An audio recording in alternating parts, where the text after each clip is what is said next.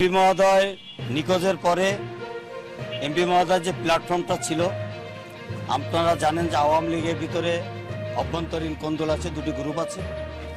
তো এমপি মহোদয় নিখোঁজের পর থেকেই আমাদের যারা মনোনয়ন প্রত্যাশী ছিল, এর আগে যারা এমপি হওয়ার স্বপ্ন দেখেছিল, তাদেরও বিভিন্ন গ্রামে বিভিন্ন ইউনিয়নে কিছু নেতাকর্মী আছে উচ্ছৃঙ্খল।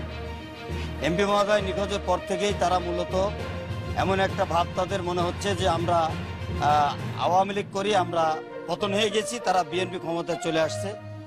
বিভিন্ন গ্রামে গঞ্জে আমাদের নেতাকর্মীদেরকে হুমকি ধামকি, বিভিন্ন ব্যবসা প্রতিষ্ঠানের কেড়ে নেবে, দখল করবে, এই ধরনের হুমকি ধামকি যারা আসলে কারা করছে আপনারা একটু খোঁজ নেন। নলডাঙ্গাতে হয়েছে, তারপরে রঘুনাথপুরে হয়েছে, ঝনঝনে হয়েছে, এই কাস্টমাঙ্গা ইউনিয়নে, তারপরে আপনার এই পূর্ব অঞ্চলে কিছু জায়গায় হচ্ছে। মানে হুমকি দিচ্ছে আর কি এখন থেকেই, যে আর দু একদিন গেলে তারা আগ্রাসী ভূমিকায় যাবে, এমন একটা টেন্ডেন্সি তাদের। তো তার থেকে আমাদের নেতাকর্মীদের সতর্ক থাকতে বলেছি, আইন শৃঙ্খলার অবনতি যাতে আমাদের নেতাকর্মী দ্বারা না হয় বলেছি। যে কোনো সুবিধা অসুবিধা হলে আমাদেরকে ফোন দিতে, আমরা প্রশাসনের সহায়তা নিয়ে আমরা সেই দুষ্টু লোক, কারো নাম বলবো না, আমি নাম মেনশন করতে চাই না। আপনারা খোঁজ নেন কারা কারা এমপি হতে চেয়েছিল, কারা মনোনয়ন প্রত্যাশী ছিল, কারা গ্রুপিং করে, কারা এমপি মহোদয়ের বিপক্ষে অবস্থান নিয়েছে, এটা তো আপনারা জানেন সব। এটা আমার মুখ দিয়ে শোনার কোনো দরকার নেই।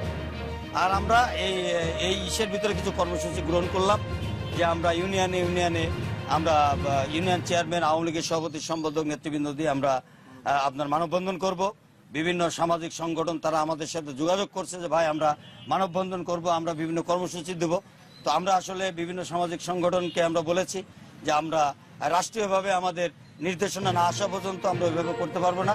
তবে আমরা যারা ইউনিয়নে যারা জনপ্রতিনিধি, এমপি মহোদয় জননেত্রী শেখ হাসিনার নৌকার মাধ্যমে আমাদেরকে বানিয়ে রেখে গেছে, আমাদের যেটা প্রয়োজন আমরা তার জন্য করব, জনপ্রতিনিধি যারা আছে।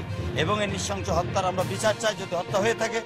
আর নৃশংস হত্যা হয়ে থাকলেই আমাদের লাশটাকে আমাদের ফেরত দিতে হবে, এবং এই লাশটা নিয়ে আমরা যাতে জানাজার মাধ্যমে আমরা তাকে কবরস্থ করে আমরা অন্তত তার কবরের সামনে গিয়ে যাতে জিয়ারত করতে পারি আল্লাহর দরবারে, তার জান্নাতের জন্য আমরা এই আশাবাদ ব্যক্ত করছি। এই নেতাকর্মীরা আজকে আমাদের কাছে এসেছিল যে আমাদের বিভিন্ন জায়গায় এরকম হুমকি ধামকি বা বিভিন্ন ভাবে আমাদের শারীরিক নির্যাতন করবে, এরকম একটা ষড়যন্ত্র চলছে।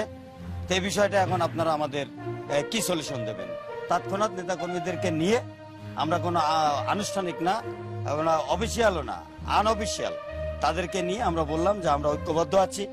আনোয়ার আজিম আনার এমপি মহোদয়ের যে প্ল্যাটফর্ম, এই প্ল্যাটফর্মটা কালীগঞ্জের আওয়ামী লীগের বাস্তবতায় 80 আর 20 আমাদের পক্ষে এখনো, এমপি মহোদয়ের পক্ষে এখনো 80% আওয়ামী লীগের জনসমর্থন সহ দলমত নির্বিশেষে সর্বসাধারণের জনসমর্থন আছে। ইনশাল্লাহ আমরা চেষ্টা করব যে আমাদের আওয়ামী লীগের কোনো নেতাকর্মীকে যাতে তার আমাদের শরীরে এক বিন্দু রক্ত থাকতে যাতে কোনো নেতাকর্মী ক্ষতিগ্রস্ত না হয়। আনোয়ার আজিম আনার এমপি মহোদয়ের শক্তিতে রূপান্তরিত করে জননেত্রী শেখ হাসিনার যে সিদ্ধান্ত আসবে আগামীতে, সেই সিদ্ধান্তের উপরে সবাই অনড় থেকে ইনশাল্লাহ আমরা আগামী দিন যে কোনো বৈতরণী, যে কোনো কর্মসূচি দলীয় আমরা ইনশাল্লাহ পালন করব।